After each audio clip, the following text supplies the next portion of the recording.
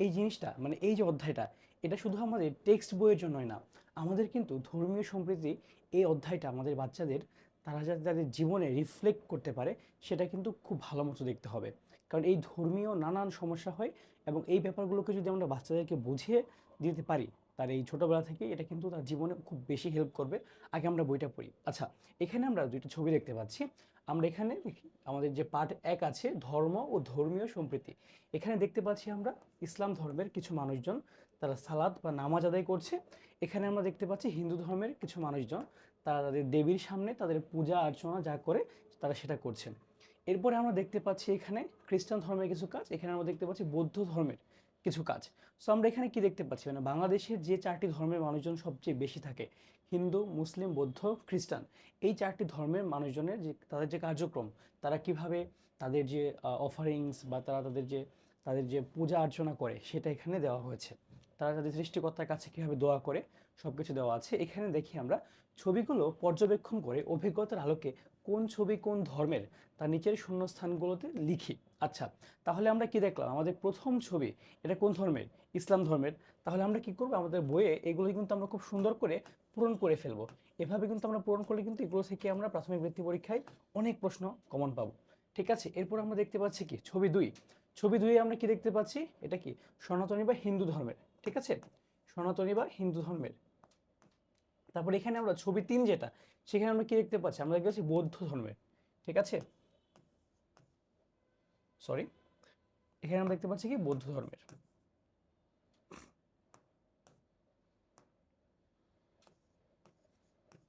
বৌদ্ধ ধর্মের। ঠিক আছে, আর এখানে আমরা দেখতে পাচ্ছি কি খ্রিস্টান ধর্মের। ওকে, সো আমরা মোটামুটি এখানে বাকিটা তুমি লিখে নিও। সো আমি বলে দিলাম, সো এইভাবে আমরা কি আমাদের বইগুলোতে অবশ্যই ফিল আপ করবো।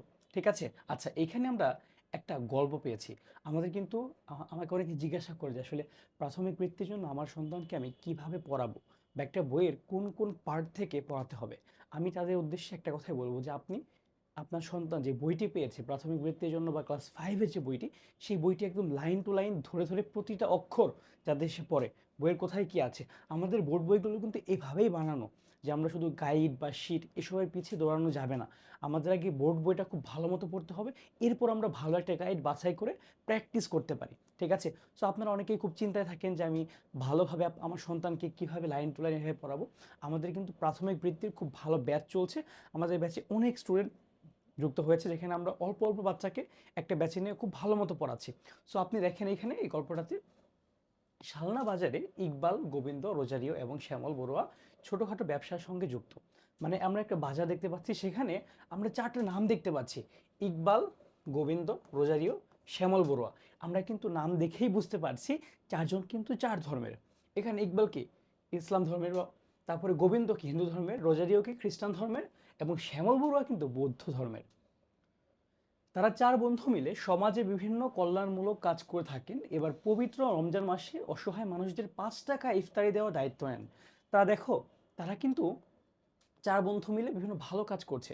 এখানে কিন্তু আমাদের মধ্যে কিন্তু অনেক মানে ভুল আইডিয়া আছে যে আমরা মুসলমান বলে আমরা হচ্ছে হিন্দু, বৌদ্ধ, খ্রিস্টানদেরকে সাহায্য করতে পারবো না।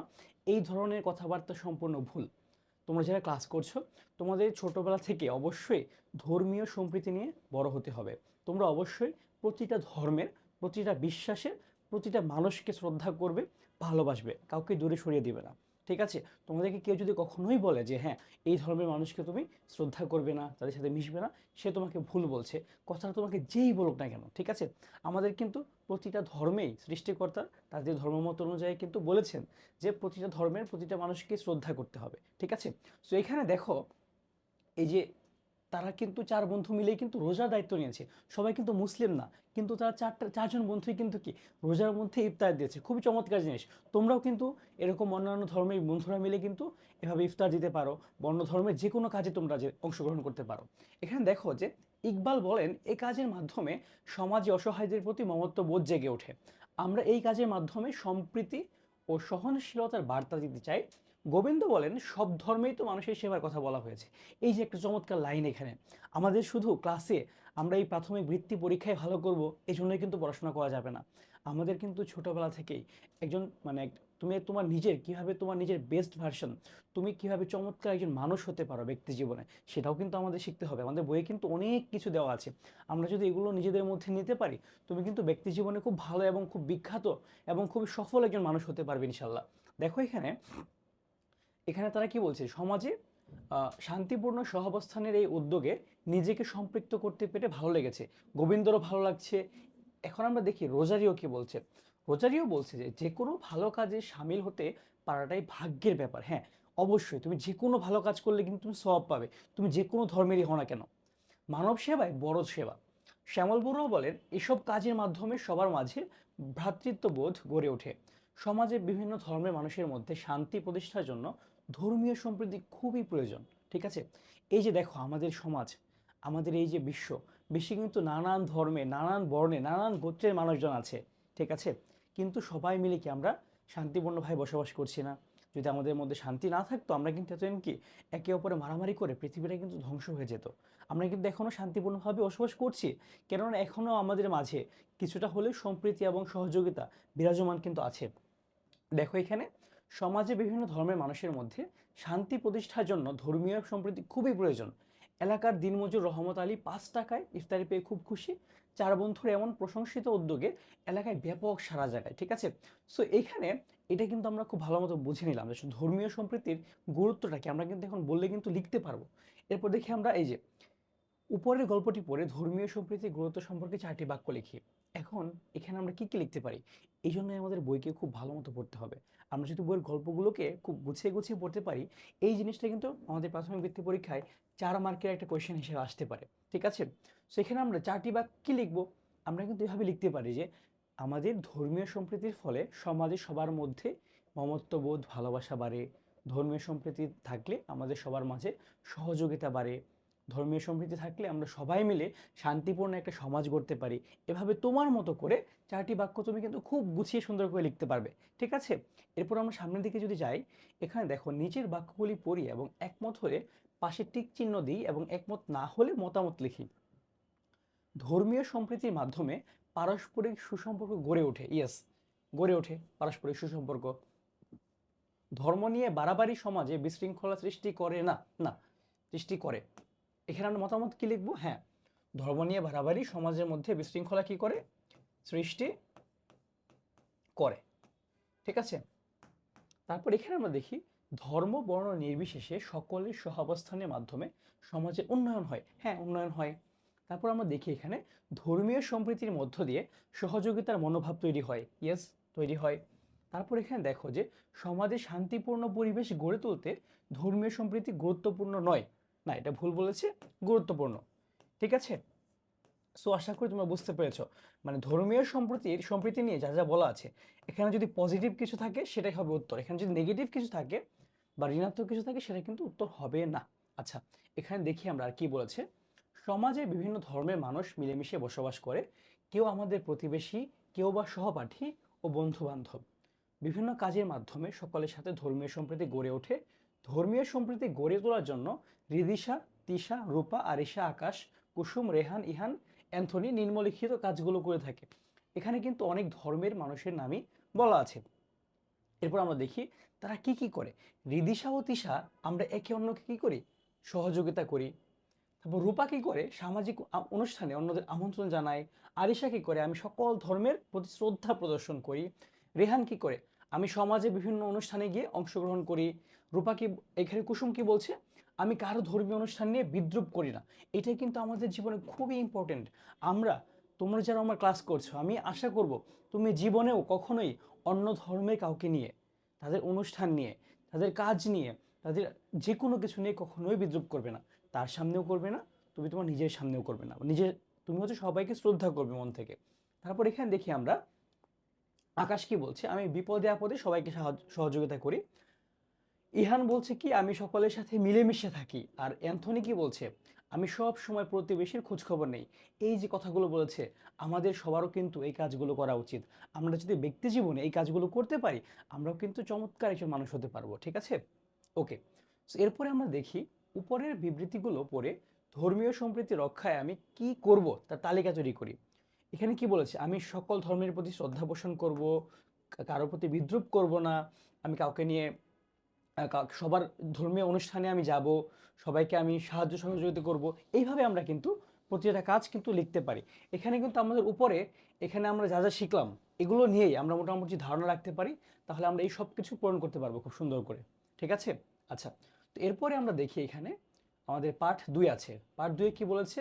বিভিন্ন ধর্মীয় উৎসব ও সম্প্রীতিমূলক আচরণ। আচ্ছা, এখানে আমরা 4টা ছবি দেখতে পাচ্ছি।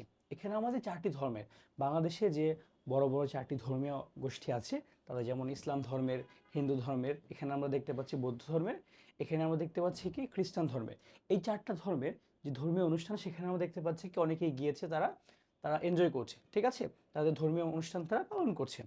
তারপরে আমরা এখানে যদি দেখি, এখানে ছবিগুলো নিয়ে তারা কি বলেছে, যে উপরের ছবিগুলো দেখি এবং ধর্মীয় উৎসবের নাম লিখি। আমরা কিন্তু এখানে দেখতে পাচ্ছি কি প্রথম যেটা, আচ্ছা এটা কোন মসজিদ, কেউ কি বলতে পারবা এটা কোন মসজিদের ছবি দেওয়া হয়েছে? তোমরা যারা ক্লাসগুলো করছো, তোমরা যদি মনে হয় হ্যাঁ তুমি এরকম কোনো মসজিদ দেখেছো কোথাও, তুমি এটার একটা কমেন্টে জানাবা। ঠিক আছে? সো আমরা প্রথম যে ছবিটা, সেখানে আমরা কি দেখতে পাচ্ছি, এটা কিন্তু ঈদের ছবি। ঠিক আছে? তারপরে আমরা দ্বিতীয় যে ছবিটা দেখতে পাচ্ছি, এখানে কিন্তু আমরা দুর্গাপূজার ছবি দেখতে পাচ্ছি।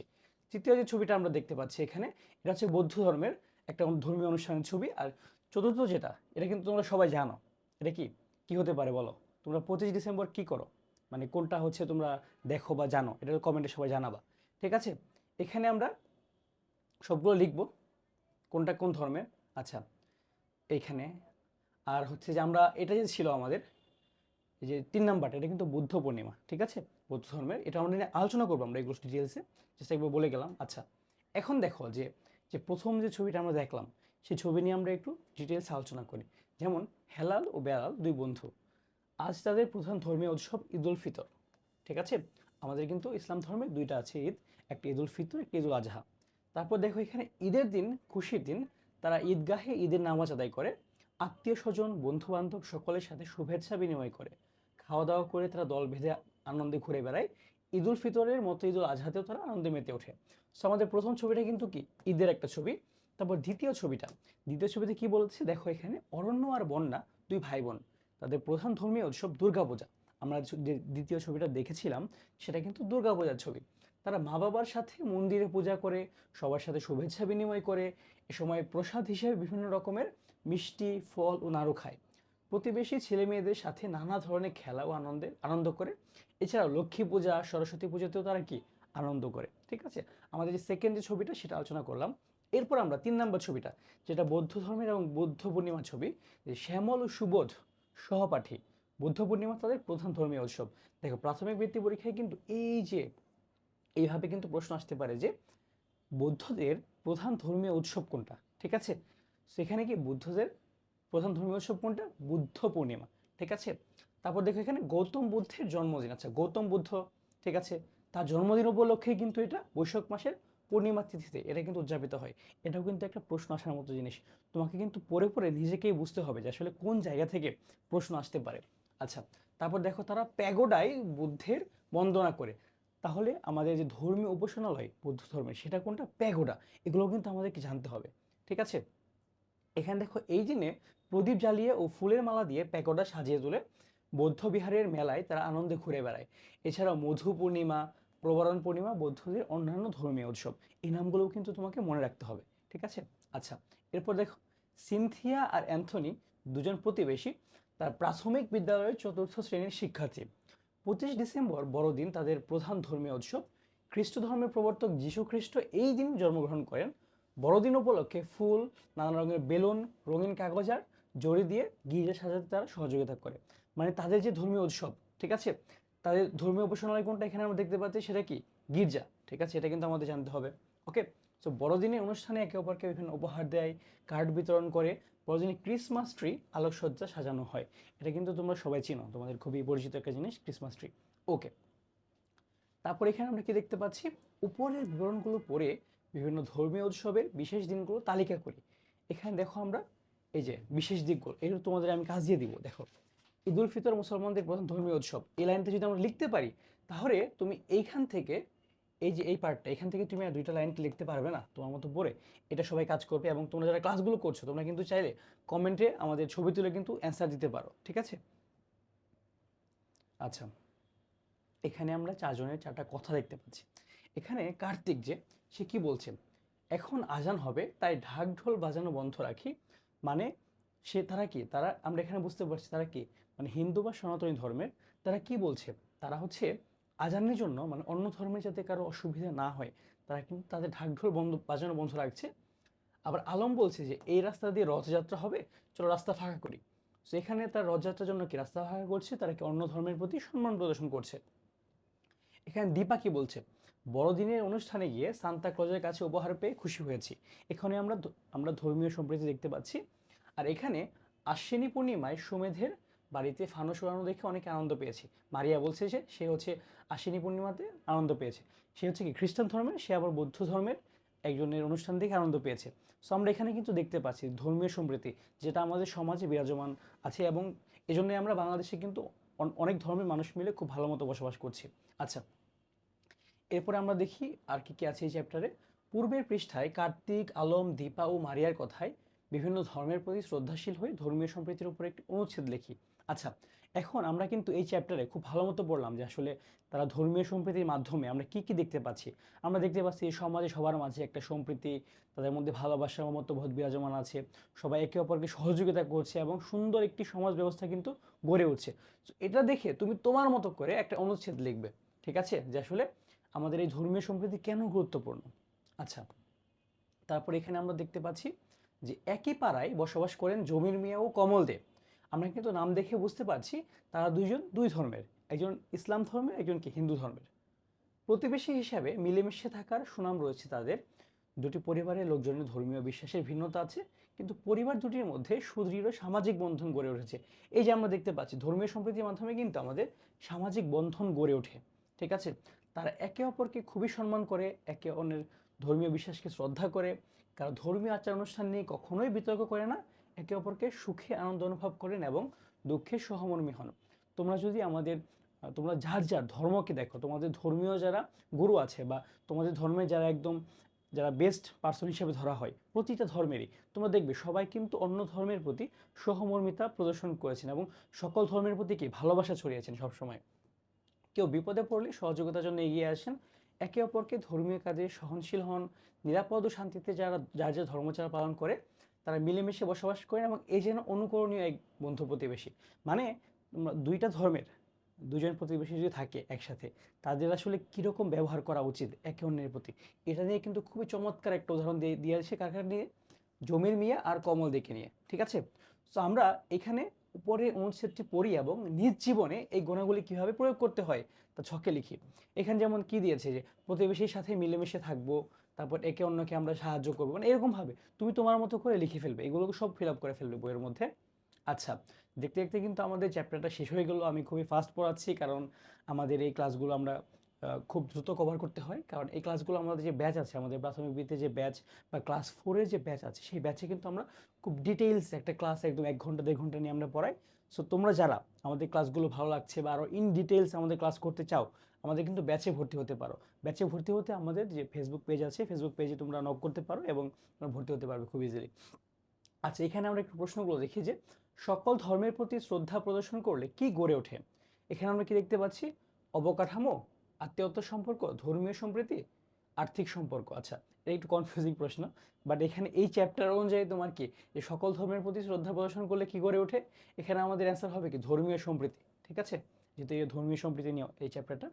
গৌতম বুদ্ধের জন্মদিন উপলক্ষে কোনটি উদযাপিত হয়। গৌতম বুদ্ধের জন্মদিন উপলক্ষে আমরা কি দেখে আসলাম, বুদ্ধ পূর্ণিমা হয়, ঠিক আছে। তারপর দেখো এখানে ধর্মীয় সম্প্রীতির মাধ্যমে পারস্পরিক বৈরী সম্পর্ক গড়ে ওঠে। বৈরী মানে কি, বৈরী মানে হচ্ছে নেগেটিভ, ঋণাত্মক, মানে খারাপ।